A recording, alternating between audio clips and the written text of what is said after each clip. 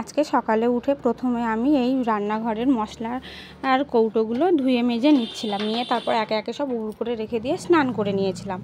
তো এইগুলো নতুন কৌটো, পুরোনো যে কৌটোগুলো ওগুলো সব বাদ দিয়ে দিয়েছি, তো সেই জন্য এখন নতুন কৌটো সেগুলো এখন ধুয়ে নিচ্ছি।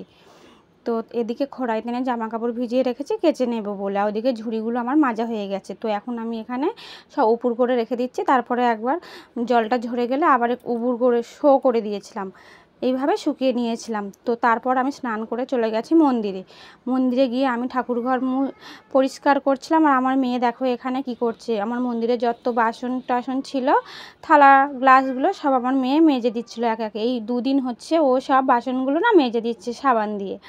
ও খুব মজা নিচ্ছে আর আমার কাজেও অনেকটা এগিয়ে যাচ্ছে। তো এত ছোট বাচ্চা এত কাজ করতে পারে সত্যি আমার জানা নেই। তো দেখো কত সুন্দর করে মেজে দিচ্ছে, আবার আমার সঙ্গে ধুতেও যায়।